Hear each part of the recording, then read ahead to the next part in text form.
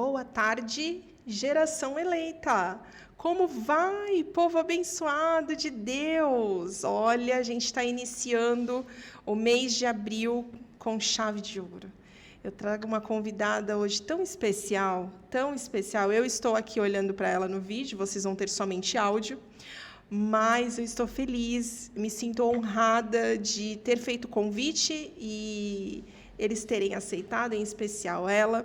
A gente vai falar sobre educação e a gente vai trazer conhecimento, porque o povo está sofrendo e padecendo por falta de conhecimento. E hoje esse programa vai ser específico sobre educação, o que o governo está aí investindo, o que o governo está disponibilizando para o povo brasileiro. A gente precisa ir atrás dessas informações para a gente poder adquirir conhecimento e crescer, né? Então, se o governo está disponibilizando, por que não irmos atrás dos nossos direitos? E a minha convidada de hoje, ela vai ter propriedade para falar sobre o assunto.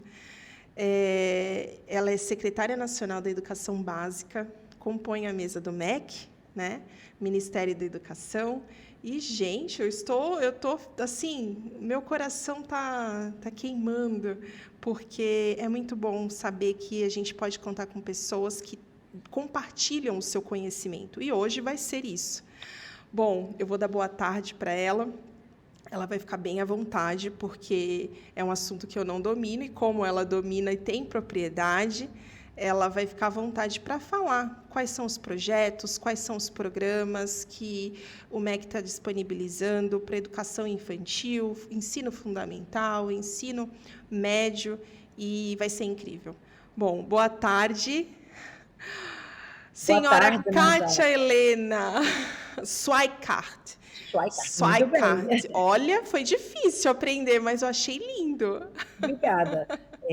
Boa tarde, Najara. Você também tem um nome muito bonito. Obrigada. Eu, na verdade, peço licença a você e a todos os seus ouvintes para começar fazendo a minha audiodescrição, já que a gente está num podcast, porque eu acho que a pessoa que hoje eu sou e que isso pode representar para as meninas no Brasil que vieram de onde eu vim e podem vir a ter uma trajetória como a minha, eu acho que é muito relevante. Eu acho que representatividade é algo que importa muito. Eu sou uma mulher negra, de cabelo crespo, tenho os óculos desenhadinhos, e hoje eu estou aqui sentada na minha sala, no Ministério da Educação, de frente para a esplanada dos ministérios, na esplanada, mas de frente para o Congresso Nacional. E atrás de mim tem um quadro, né, do presidente Lula, que é o nosso presidente, e todos nós que temos alguma função no governo temos atrás da gente essa figura que é a nossa liderança, e é em nome dele que a gente vem falando e desenvolvendo as políticas, especialmente políticas de educação básica, para todo o povo brasileiro. Dizer para vocês da alegria da gente estar podendo conversar com vocês da Rádio Vencedor em Cristo, e eu fiquei muito assim honrada com o convite e de poder falar para vocês, poder falar para os ouvintes de vocês sobre tudo que a gente vem fazendo desde 2023 na educação básica brasileira. Como você disse que eu podia ficar livre, feita essa apresentação. Então, primeiro dizer para vocês de onde eu vim, eu acho que isso também é legal. Embora eu tenha nascido no Rio de Janeiro, eu tenho uma vida profissional de 35 anos na Amazônia. E lá, eu sou professora da Universidade Federal do Amazonas, mas fui secretária de Educação do município de Manaus, a capital do Amazonas, por muitos anos. E ali eu pude conviver e experienciar o que significa fazer uma gestão de qualidade, de responsabilidade, de compromisso público voltada para a população mais socialmente vulnerabilizada, para uma população que muitas vezes, nas políticas nacionais, ela é invisibilizada. Então, quando eu chego aqui no Ministério, eu trago comigo a minha ancestralidade, mas trago comigo também essa minha experiência tanto acadêmica quanto de gestão de uma rede municipal de educação, que é na cidade onde a vida das pessoas acontece.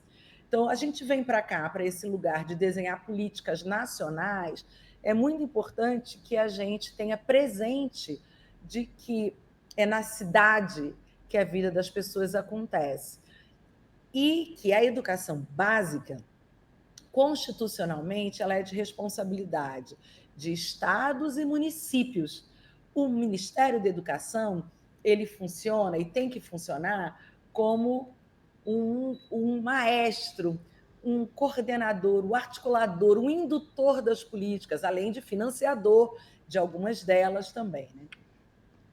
Dentro disso, primeira missão que a gente recebeu do ministro Camilo Santana, que é o nosso ministro da Educação e que me convidou, sem me conhecer, para dirigir essa pasta tão importante, porque também, como eu disse, que era uma mulher negra, habitualmente, em postos de liderança no Brasil, em quase todas as instâncias, o lugar que destinam a pessoas etnicamente referenciadas é dirigir pastas que tenham essa pauta como finalidade, né? Igualdade racial, combate à desigualdade, direitos humanos, é ali que acham que a gente pode contribuir. E que bom, e a gente fica orgulhoso disso. Mas nas pastas que fazem políticas gerais, que não têm recorte para a modalidade ou para alguma identidade específica, você não vê pessoas etnicamente referenciadas sempre, e poucas vezes mulheres, mas ainda tem mulheres, mas quando tem são brancas, e na maior parte são homens brancos. Faz diferença alguém que veio do norte e que é uma mulher negra. Então, eu enxergo as políticas todas que a gente lidera a partir desse lugar também, respeitando e também tentando dar visibilidade, valorizar, revelar a potência desses lugares e dessa população também. Embora a gente esteja trabalhando para que tudo faça sentido e a educação ganhe cada vez mais relevo, qualidade, pertinência, seja promotora de justiça social, de uma perspectiva de sustentabilidade, tudo isso a partir da educação básica. Mas vamos à educação básica propriamente dita, feito esse preâmbulo. Então, desde que nós chegamos aqui, a gente vem trabalhando na direção de construirmos políticas a partir de uma lógica sistêmica. Então, embora o sistema da educação básica ele está organizado de uma maneira evolutiva, né? Para nós, essa evolução ela precisa estar interconectada, todas as etapas precisam estar funcionando e atentas umas às outras. O que significa isso? A educação infantil impacta muito a alfabetização e os primeiros anos do ensino fundamental. O ensino fundamental 1 impacta muito o ensino fundamental 2, que impacta muito o ensino médio. Se eu não garanto o direito de uma criança estar alfabetizada ao final do segundo ano do ensino fundamental, e para nós estar alfabetizado ao final do segundo ano é ter já pavimentada na sua formação algumas competências e habilidades, tais como estão dispostas na Base Nacional Comum Curricular, eu corro o risco de que essa criança fique distorcida idade ano logo no fundamental. E toda vez que eu não alfabetizo bem ao final do segundo ano, eu já estou empurrando essa criança para chegar no terceiro, quarto, no quinto ano com um desempenho precário. Com isso, ela pode vir a ser uma criança que abandone a escola, que a escola não faça sentido na sua trajetória. Então, todo o trabalho nosso começou com, primeiro, superar essa grande mazela que nós ainda enfrentamos no Brasil, que é a alfabetização das crianças.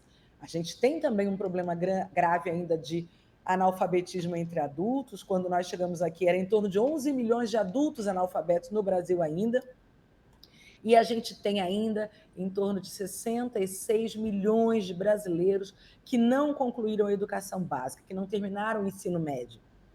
Isso começa com um trabalho que precisa ser bem feito aonde? Na educação infantil.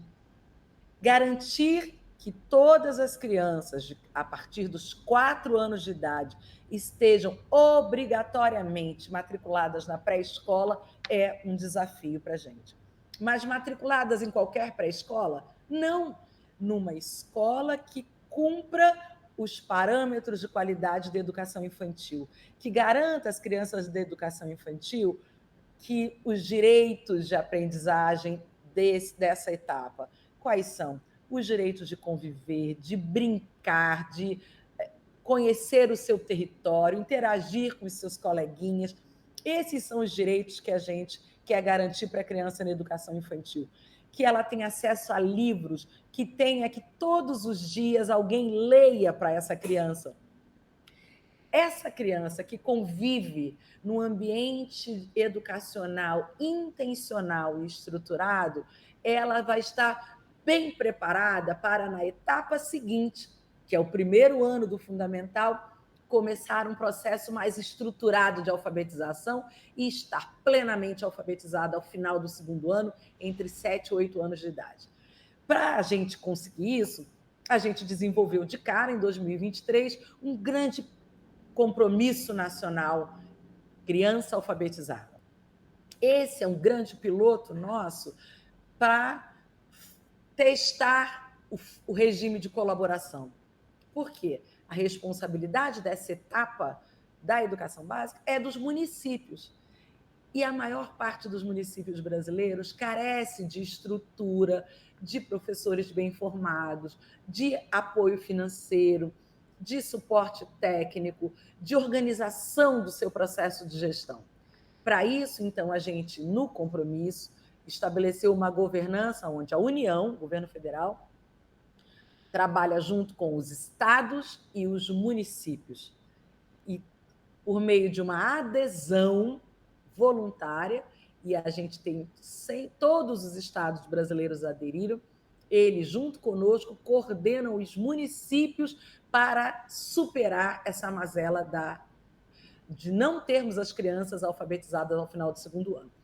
Em 2023, a gente retomou o patamar que era anterior ao da pandemia, porque antes da pandemia, a gente tinha em torno de 51% das crianças alfabetizadas, 54%, eu acho, ao final do segundo ano.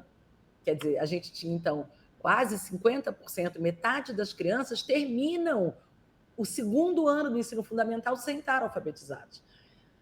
Na pandemia, isso cai para 37%. Muita coisa. Em 2023, a gente retoma o patamar anterior ao da pandemia, que ainda era ruim, que é 56%.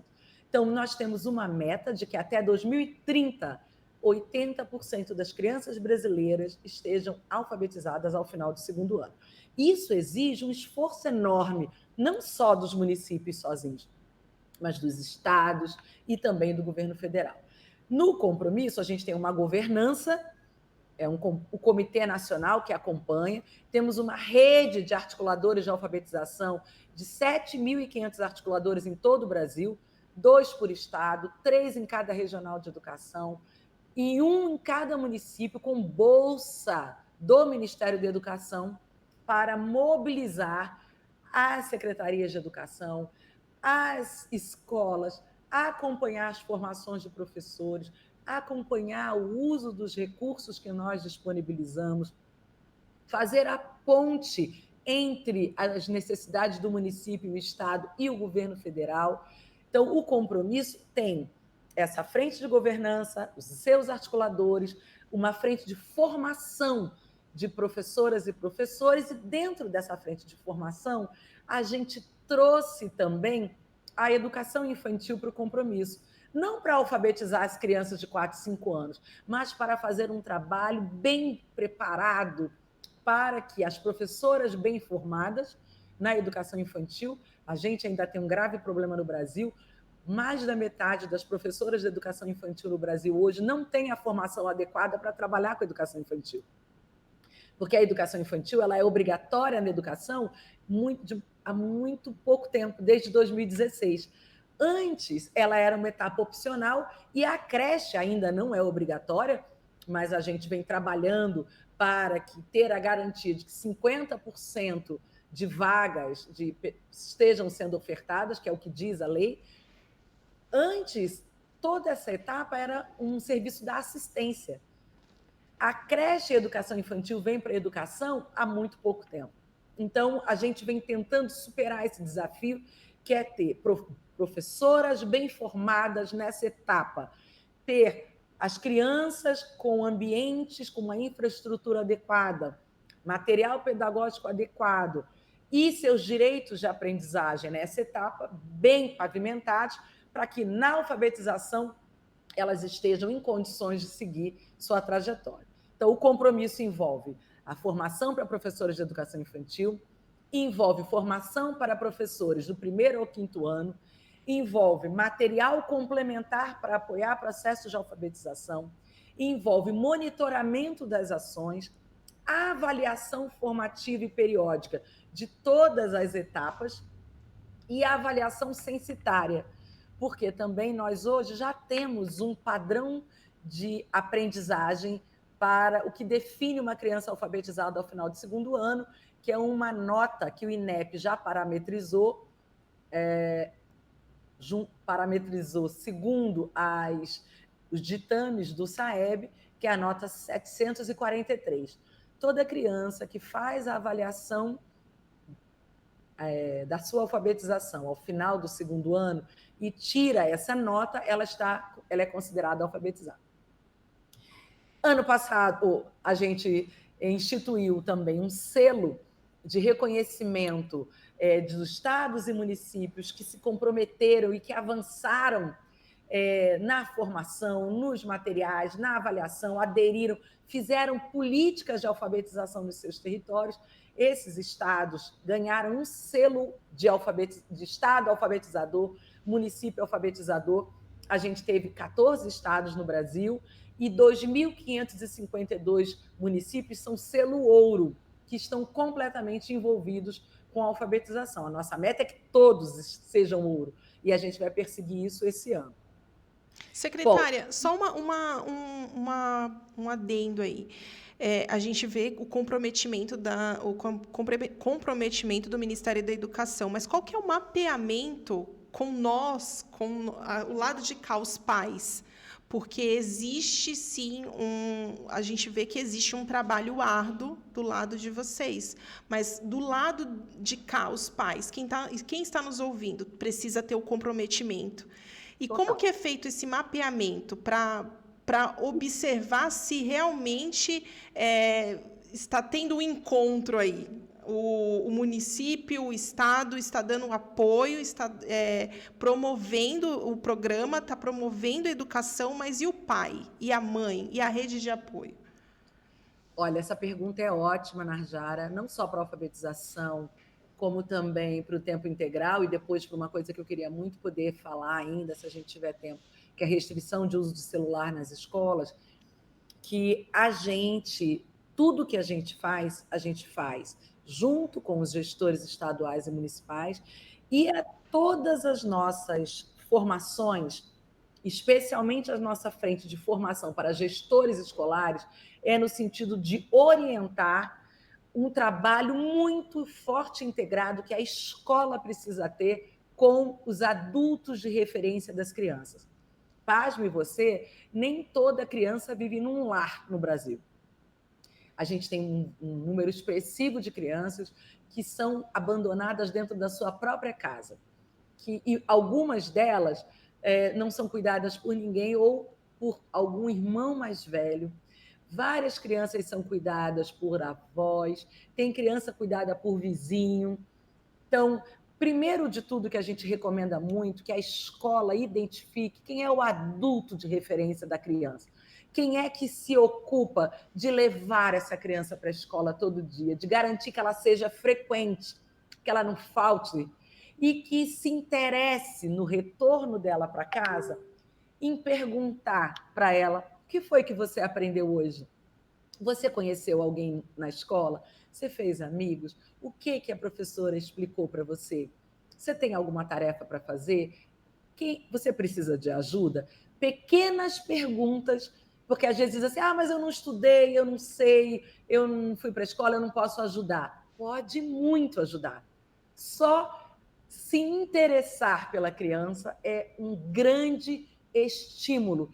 Ter expectativa sobre o aprendizado da criança. Se interessar se de fato ela está aprendendo e acompanhar junto com a escola o que está sendo feito. Oferecer à escola a sua ajuda, a sua colaboração.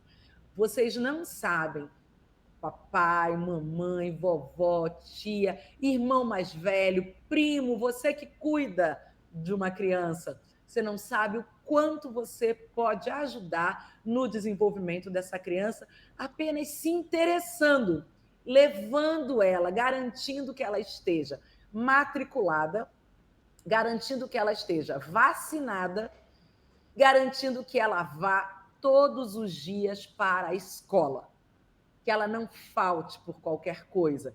E se interaja com a professora, interaja com a escola. Nós formamos os nossos gestores escolares, que na nossa frente de formação na SEB, a gente tem uma frente, uma coordenação que faz formação só para gestor escolar, para fazer com que ele faça esse trabalho muito próximo, que faça a ponte entre professores e os familiares, os adultos de referência, os cuidadores das nossas crianças. E isso a gente tem certeza que impacta muito no desenvolvimento da educação infantil e nos processos de alfabetização, com certeza. As evidências, os estudos científicos comprovam muito, especialmente as mães, que ainda nós temos a maior parte dos lares brasileiros coordenados exclusivamente por mulheres. E essas mulheres em condição de estar sendo apoiadas pela escola e também por outras instâncias da sociedade e sendo orientadas para olhar e cuidar e apoiar a aprendizagem das suas crianças, já é mais de 50% das possibilidades de desenvolvimento dessa criança. Porque a gente vê que em várias frentes, né? A gente hoje está falando sobre educação, mas se a gente for para várias áreas da saúde, a gente entende que precisa ter um comprometimento de ambos os lados, né?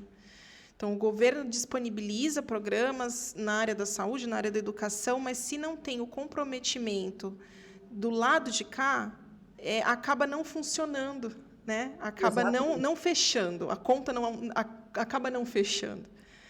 E, Narjara, duas coisas eu queria poder compartilhar com vocês também. Falei muito da alfabetização, porque é o nosso carro-chefe, se eu não começo bem ali, não vou para outro lugar. A gente também tem um trabalho forte para a ampliação de vagas em tempo integral, então criar cada vez mais escolas de tempo integral, fortalecer a política de educação integral. No Brasil, quando nós chegamos aqui, só 17% dos territórios brasileiros tinham uma política de educação integral. Hoje são mais de 64%. Mais de 64% do território já tem políticas.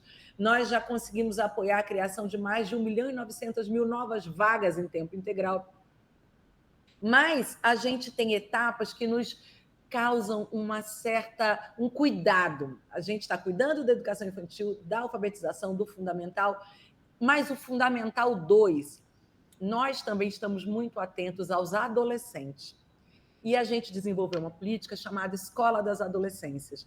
Ano passado, nós escutamos, uma escuta nacional, mais de 2.200.000 adolescentes no Brasil.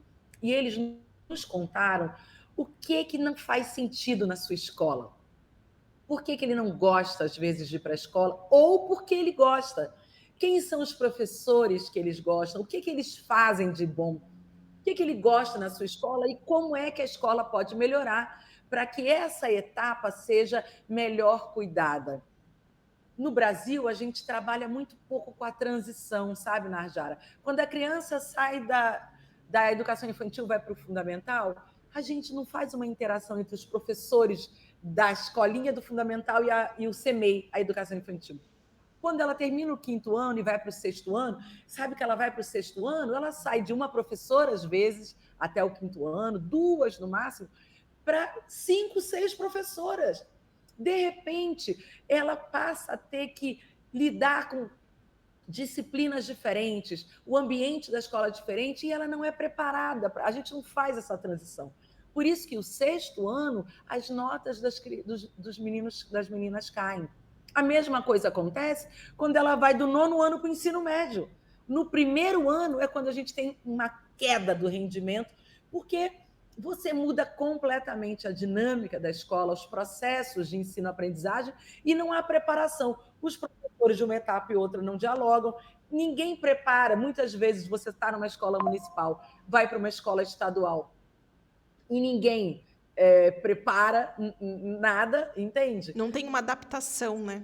Não tem. Então, a gente está olhando para isso. E nessa política da Escola das Adolescências, a gente vem também disponibilizando recurso para que as escolas, a partir dessa escuta que foi feita, da escuta dos professores, organizem melhor a sua estrutura curricular, os espaços da escola, para que os adolescentes possam interagir mais e ter o seu processo de aprendizagem também que faça mais sentido para eles e para elas.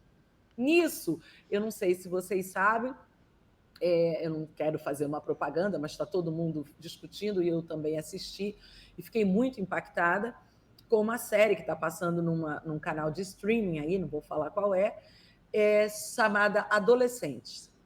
E eu acho que vale a pena ver, porque ela trata de um menino de uma família de classe média na Inglaterra, não é aqui, e que a família é surpreendida com a polícia entrando nessa casa. Esse menino vai preso, ele tem 13 anos, por suspeita de assassinar uma coleguinha da escola. Ele é de uma família com pai, mãe, irmã. Os pais, não, de jeito nenhum, meu filho, jamais, de jeito nenhum.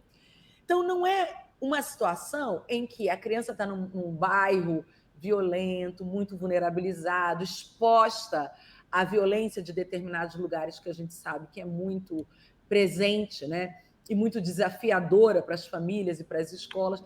Não, essa série está dizendo que não é isso. Ele estava vivendo num ambiente de rede social que a família não enxergava, a escola, ninguém. E ele foi envolvido, ele e vários colegas, eu não vou contar, porque eu acho que vale a pena ver, para a gente ver o quanto a gente está num mundo que está desafiando a gente, pais, mães, família, escola, a rapidamente não só criar regras, mas entender o que mobiliza esses adolescentes hoje, o que os conecta no mundo. Na minha época, comunidade, a gente falava da minha comunidade, era a comunidade da igreja, a comunidade do bairro, o grupo de jovens. Comunidade era alguém com quem você se relacionava em presença, que você conhecia olho no olho, os seus colegas, seus amigos, sua família conhecia. Ia na sua casa, vou na casa do fulano. Hoje, as comunidades são virtuais e a sua família e a escola não sabem quem são seus amigos. E você, muitas vezes, o adolescente, também não sabe. Ele pensa que aquela pessoa com quem ele está se relacionando virtualmente é uma pessoa amiga. E não necessariamente. Às vezes é um abusador, às vezes é alguém que está incitando uma situação de violência, às vezes é uma pessoa que está te pressionando, chantageando, fazendo bullying. E isso, esse mundo que estava desafiando muito a gente, e as famílias não estavam mais conseguindo enfrentar, fez com que a gente levasse para frente a discussão de restringir o uso de celular nas escolas. Um assunto muito falado e muito polemizado no último mês, no mês que teve o retorno escolar. Né? E eu tenho ido muito às escolas antes porque foi uma lei aprovada no Congresso, né? Mas a gente estava muito convicto de que ela era muito necessária, porque Primeiro, a juventude, os adolescentes e os jovens estão numa situação de muito adoecimento. Adoecimento em diferentes dimensões, sabe? Socioemocional, desconcentrados, ansiosos, não conseguem ficar numa atividade por um tempo muito longo, não prestavam atenção na aula, estavam envolvidos nessas redes virtuais de bullying, de violência, expostos a muita violência. Eu tenho conversado quando eu vou nas escolas, quando eu visito os estados, os municípios, eu sempre converso com os adolescentes, com os jovens. Tinha uma menina de 10 anos recentemente numa escola no Rio de Janeiro me dizendo que ela ficava até 3 horas da manhã no celular, na cama dela, escondida da mãe. A mãe pensava que ela tinha ido dormir. Boa noite, apaga tudo. Ela embaixo do lençol, no celular. Ela falava que vai ficar 10 anos até 3 horas da manhã. Conversando com quem? Ninguém sabe. E para piorar, todos os estudos internacionais e no Brasil recomendam, e agora o governo também lançou um guia de telas, sugerindo que as famílias revejam o uso, não só as crianças, adolescentes e jovens, nós adultos também, entramos num círculo de vício. Isso leva a um consumo exagerado, a gente não consegue mais se relacionar. As famílias e as instituições que historicamente traziam os valores, educavam, em parte, as nossas crianças, deixaram de fazer isso e perderam completamente o controle. Elas não conseguem e já jogaram a toalha. E agora é a escola. E a escola também estava nessa situação. Situações de violência nas escolas, de desrespeito entre colegas, com os professores, olha. E os professores dizendo que não tinham mais como.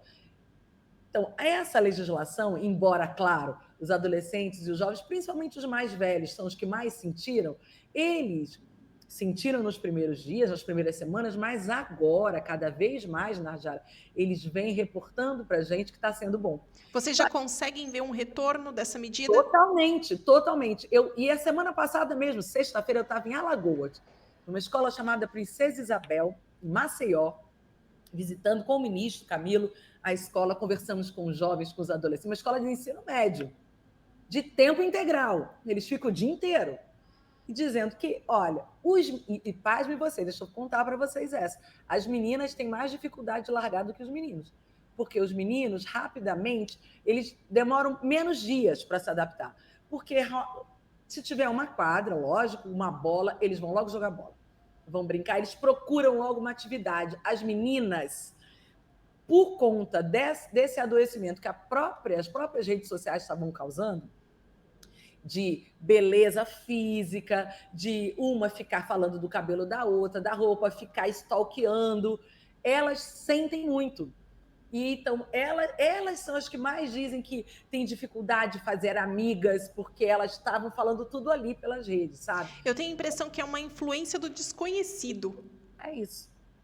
Né? Eu acho que, na verdade, é uma situação de risco elevadíssimo, porque você acaba tendo o seu jeito de pensar captado por algoritmos, por interesses que são difusos, que você não sabe de onde vem. Então, você começa a consumir coisas, você começa a defender padrões de beleza. Então, que você, na internet, tudo cabe. E você nem sabe se a pessoa com quem você está falando, que tem aquele nome, aquela imagem, é realmente aquela pessoa com aquela imagem. Porque ela pode não ser aquela imagem. Então, isso levou a uma série de relatos de adoecimento. Para piorar, dificuldade de aprendizagem, que é o objetivo da escola. Mas a gente não fala de proibir por proibir. O que a gente fala é de que a escola, sim, for usar um dispositivo eletrônico, que ela faça isso não de modo aleatório, solto, mas de modo intencional, a partir de um plano de atividades, em que vão usar, sim, tirar totalmente. Muitas escolas nossas, infelizmente, em lugares no Brasil onde você tem situações de maior vulnerabilidade, Às vezes não tem computadores, laboratórios para as crianças terem atividade. E a gente sabe que a educação digital também é muito importante.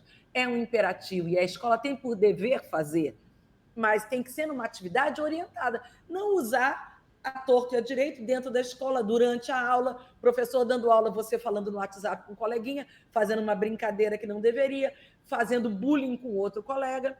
Essa série trata disso, de adolescentes que sofriam bullying o tempo todo, que não conseguiam, não tinham liberdade de falar com seus familiares, que ninguém percebeu. Ninguém percebeu. Então, acho que a legislação, mais do que algo objetivo de proibição, ela quer induzir uma nova mentalidade, quer fazer a gente refletir sobre que tipo de sociedade é essa que a gente está vivendo.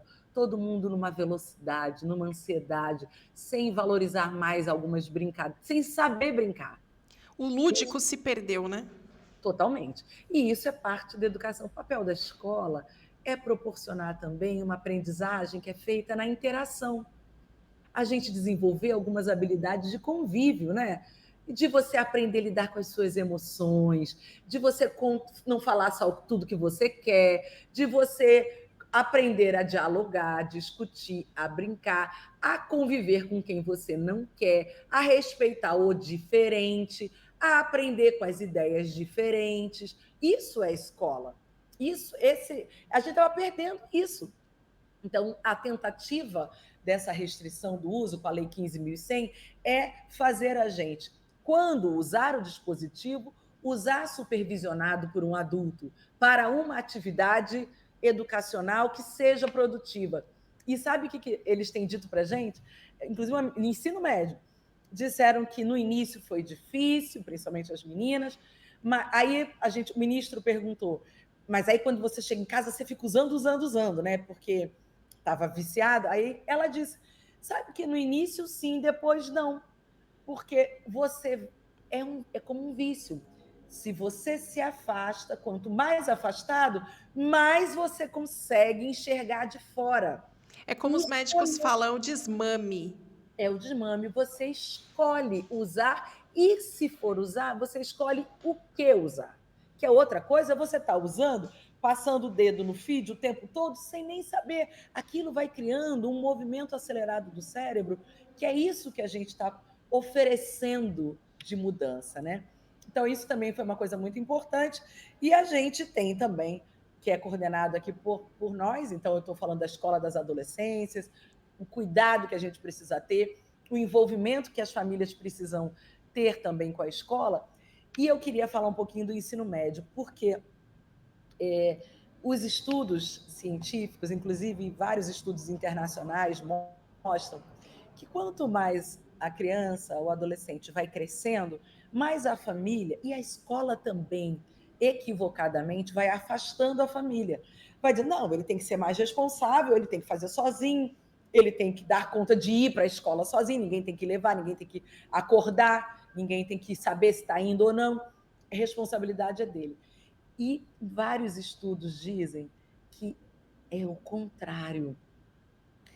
Quanto mais você vai crescendo, mais importante para o seu desenvolvimento e para o seu adultecer a participação e o acompanhamento, não é a supervisão, a proibição, a orientação dos adultos de referência. Às vezes, o adulto de referência, eu volto a chamar a atenção, não é um pai ou uma mãe.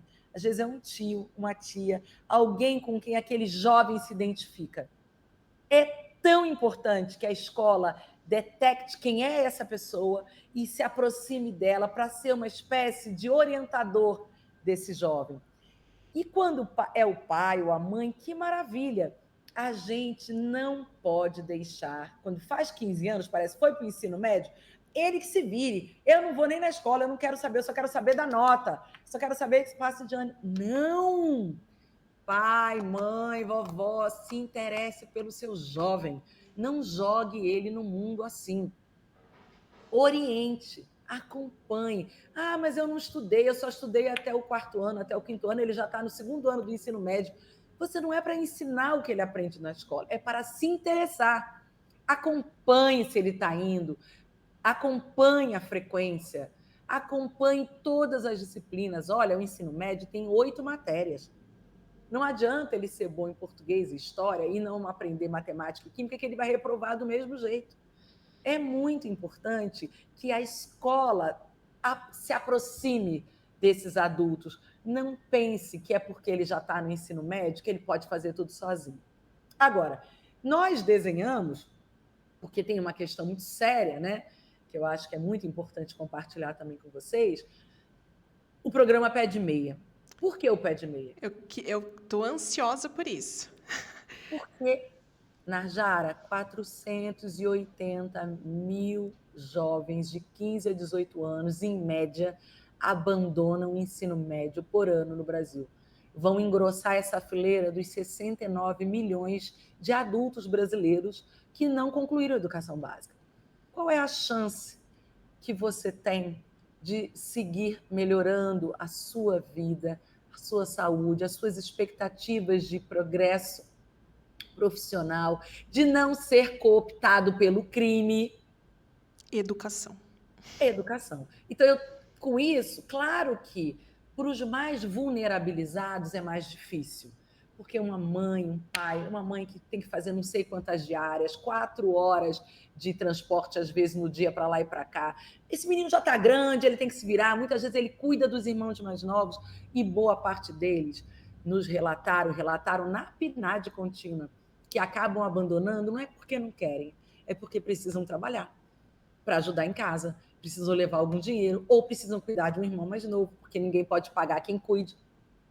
O Pé de Meia, então, veio nessa direção, da gente dar uma resposta, que é uma obrigação do Estado brasileiro, para a redução dessa evasão e desse abandono dessa juventude. É o grande combate em se tratar de programa do governo contra a evasão escolar? Hoje em dia, a gente pode se Hoje é dizer o isso? mais importante, porque esse é o segmento mais impactado pela evasão, é o jovem. Então, o que a gente oferece? Ele, primeiro, são 4 tipos de incentivo. Primeiro, a matrícula. Se matriculou no ensino médio, tem entre 15 e 24 anos, já recebe numa escola pública e é de uma família beneficiária do CAD único, ele automaticamente é elegível e ele recebe R$ 200. Se ele for frequente na escola, ele tem que ter uma frequência média de 80% no mês ou no período de apuração, ele recebe mais 9 parcelas de R$ 200 durante o ano letivo. Então, 10 parcelas de R$ 200 que ele pode sacar, é depositada numa poupança, mas pode sacar. Se for menor de idade, a conta é aberta automaticamente na Caixa, mas aí tem que ter autorização dos pais, mas pode movimentar. Então, matrícula, frequência de 80%, tem lá a parcelinha de R$ 200, e se passar de ano, R$ 1.000 é depositado numa poupança que ele pode retirar só ao final do ensino médio, quando concluir os 3 anos. E se fizer o Enem, os 2 dias de prova, mais R$ 200. Concluiu o 3º ano, foi aprovado, fez o Enem, porque a gente também estava tendo cada vez menos jovens fazendo o Enem, mesmo concluindo. Concluía porque principalmente desse segmento mais vulnerabilizado. Então, o nosso olhar foi para isso, no sentido de que a gente não quer deixar ninguém para trás. A gente sabe que a única possibilidade da gente se desenvolver como país, de ter cidadão pleno, de não ser enganado pelos algoritmos, pelas fake news, de não ser cooptado pelo tráfico, é a gente estudar e a gente devolver para a sociedade esse investimento que está sendo feito. Então, hoje, na educação básica brasileira, a gente está trabalhando, você viu, na educação infantil, alfabetização, recomposição das aprendizagens, para apoiar também, porque os danos da pandemia ainda perduram na aprendizagem, a escola das adolescências e o ensino médio. A gente está junto com estados, com municípios, de mãos dadas, para, quem sabe, num curto espaço de tempo, a gente mude a cara da educação básica brasileira. Olha, esse programa Pé de Meia, quando foi lançado, quando foi mencionado e foi veiculado em vários jornais, em várias plataformas sociais, eu achei incrível, porque é um estímulo gigantesco que eu, assim, dos 40 anos que eu tenho e que a partir do momento que eu tive entendimento, eu não vi. Eu não vi um incentivo tão grande quanto esse. E todo ano se fala de evasão escolar, todo ano se fala de crianças e adolescentes que não concluíram por inúmeros fatores. E quando a gente fala do pé de meia, existem as pessoas que vão polemizar, que vão criticar, e acredito que seja até necessário que existam essas pessoas. Até para qualificar a política, né? Tirar os desviantes, e tudo isso é muito importante a participação da sociedade, ajuda na transparência da política, mas E, é uma política muito forte. E aí eu falo, meu Deus, que incrível, né? As pessoas têm que buscar mais conhecer, saber quais são os seus direitos, saber que você tem o direito de continuar, porque você só vai para frente através do conhecimento, através da educação, né? E outra, educação para quem está ouvindo aí nunca é demais. Né? Então, se você tem um filho em fase de ensino médio, se você tem uma criança aí em fase de educação do ensino fundamental, opte por esse programa da escola integral. Seu filho vai estar ali, você sabe onde seu filho está, você sabe que seu filho está ali debaixo, na responsabilidade da escola, né? Aprendendo algo que efetivamente vai trazer um benefício. Você que tem seu adolescente, por que não investir nesse programa Pé de Meia? Né? Você não vai ter custo nenhum, o governo está te abrindo as portas para que o seu filho tenha um futuro decente. Né? E o dinheiro, né, Najara, vai direto para o estudante. Que é outra coisa também. Muitos programas desses no Brasil. O Brasil tinha outros estados que tinham apoio para o estudante do ensino médio, para ele não largar a escola. Só que o dinheiro vai para os pais, no cartão do pai e da mãe, do responsável. O pé de meia é na mão do estudante, porque junto com isso também a gente quer apoiar os estudantes a entender como usar o seu agrega dinheiro, responsabilidade. educação financeira, a planejar o que fazer. Claro que muita gente usa para ajudar em casa, a maior parte. Mas uma parte, eles fazem alguma coisa para eles. E vários têm dito para a gente: eu junto para comprar um tablet para eu estudar. Eu estou juntando para depois, quando eu for para a faculdade, poder estudar. Eu estou juntando para pagar a internet para eu fazer um curso. Esses são os relatos do Pé de Meia, sabe? Muita gente dizendo para a gente que ajuda a pagar a internet na sua casa para poder fazer um curso, assistir algum vídeo educativo, sabe? Isso tem sido. A gente não tinha como não fazer. É um Secretária, eu dever vi nosso. que tem, desculpa cortar, eu vi que tem uma data limite para matrícula. Bom, é assim, o Pé de Meia, ele é uma relação entre três entes. O MEC é responsável por receber as informações das redes de educação. Quem cuida de matricular, de acompanhar a frequência, é a Secretaria Estadual de Educação, onde a escola de ensino médio está vinculada. Ela que faz a matrícula, ela que sobe para a gente os dados. E a gente recebe do Ministério do Desenvolvimento Social, da diretoria do CadÚnico, a base do CadÚnico. E o MEC cruza a informação dos estudantes matriculados e frequentando com o CadÚnico e promove a lista dos elegíveis. Então, a matrícula dos estudantes é de responsabilidade das secretarias estaduais de educação. Tem também estudante do pé de meia nas escolas técnicas federais, nos colégios de aplicação também, desde que a família seja do CadÚnico. Então, não é que tem um prazo, cada rede tem a sua estrutura, cada sistema de ensino, mas o prazo final para ter o dado para computar no censo escolar é a última quarta-feira do mês de maio. Então, isso é para a rede informar os dados dos estudantes no censo escolar.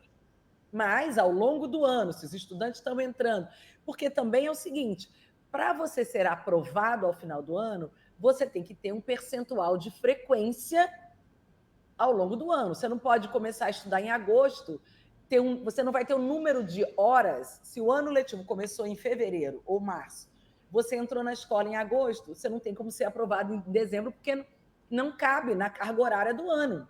São 200 dias letivos, isso é obrigatório.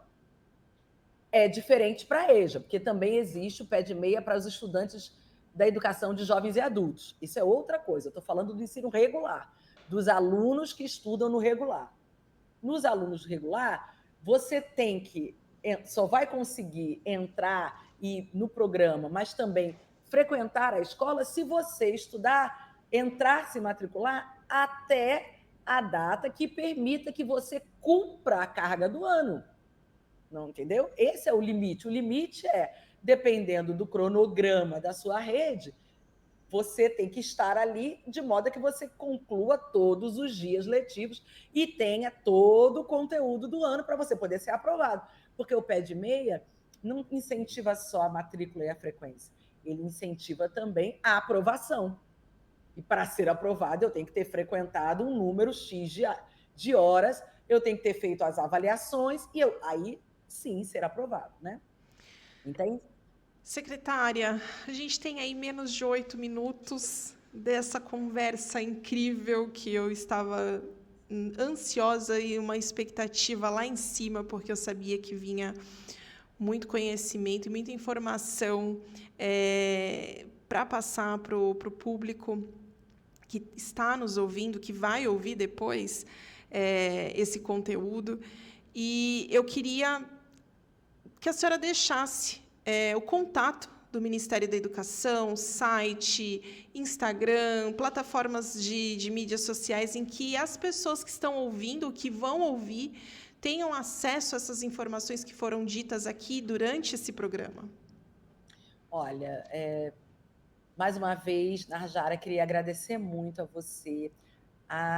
O podcast Vencedor em Cristo, foi incrível conversar com vocês. Eu acho que possibilidade de falar o que a gente está fazendo, eu tento, sempre que me convidam, que eu tenho disponibilidade, eu procuro, porque eu acho que isso ajuda muito a população, a sociedade a entender seus direitos, o que o Estado brasileiro está fazendo para garantir esses direitos, o esforço que a gente está fazendo, mas também pedir o apoio da sociedade no sentido de acompanhar, sabe? Acompanhar a escola do seu filho, da sua filha, acompanhar a sua criança, não deixa que ela falte por qualquer coisa, se interesse pelo que ela está aprendendo na escola, desde muito pequenininha. Quem tiver oportunidade, quem puder e quiser, eu recomendo sempre, se a sua criança não lê, leia para ela. Ler para uma criança é revolucionário. Ler para uma criança abre para ela um mundo. E quando ela estiver lendo, ela vai gostar dos livros. Depois, o meu último recado também é para a turma do ensino médio, para a juventude do ensino médio. Acredita na sua escola, acredita em você, no seu potencial. Você, se a sua família não foi do jeito que você sonhou, a gente não escolhe onde a gente nasce, mas a gente escolhe sim o que a gente é e pode ser. Então, escolha esse lado bom. Tem muita coisa boa te esperando. Conta com o Ministério da Educação para esse seu desenvolvimento. E você, que é mãe, que é pai, que é vó, que é tia, de jovem, também não pensa que eles já dão conta sozinhos. Não abandona. Agora ele se vira. Se interessa saber se ele está indo, se ele está estudando, quais as matérias que ele está com dificuldade, que professores ele gosta, ele não gosta, e, sobretudo, se interesse pela vida privada do seu filho, da sua filha. Se interesse por quem são seus amigos, pelo tempo que ele fica nas redes sociais, com quem ele conversa, com quem ele namora. Isso tudo é normal. O que não é normal é a família abandonar suas crianças e jovens. Isso é muito estranho. E nós, da educação, sozinhos não vamos dar conta. A gente precisa dessa parceria entre Estado e sociedade. E ela se materializa onde? Se materializa nas escolas, na parceria com os professores, com os gestores, mas se materializa também nessa conexão com os pais, as mães, as avós, os adultos de referência. Eu acho que essa é a chave para a gente vir a ser uma sociedade cada vez melhor, mais justa, mais inclusiva, menos racista, menos violenta, muito melhor para se viver. Aliás, essa é a nossa vocação, né, do Brasil. Dizem que a gente é dos povos mais felizes do mundo. A gente é super alegre. Poxa, a gente tem tudo para dar certo. E a gente está aqui para ajudar isso a dar certo. mec.gov.br é a página do MEC. Ali vocês encontram todas as nossas políticas, todos os nossos programas. Tem QR Code para todo o diagnóstico de educação do seu município, do seu estado. Ali você tem todas as informações, todos os nossos programas. A gente tem um banner só do Pé de Meia, um banner só da Escola das Adolescências, de educação infantil, dos parâmetros de qualidade da educação infantil, para você conhecer o que é qualidade da educação infantil. Tem uma cartilha lá, pode ler para entender, para cobrar da escola, para ajudar a escola a melhorar a qualidade da educação infantil. Tem a Escola das Adolescências, está tudo lá. E eu tenho a rede social do MEC e eu tenho um Instagram, que todo mundo pode seguir também, @Kátia Schweikart, SCHWICKRDT, Kátia com K. Você pode seguir e ver tudo que a gente está fazendo na educação básica, pode trazer suas contribuições, pode fazer suas perguntas e a gente, na medida do possível, nem sempre é possível, a gente vai tentando interagir. Pessoal, acompanhe lá, porque, olha, na rede social da secretária tem muita informação, tem muito conteúdo olha, coisas muito relevantes. Eu acredito que vocês vão gostar. Eu fui ontem, eu achei incrível muita coisa do que eu vi lá no MEC, no gov.mec, é isso? É mec.gov.br.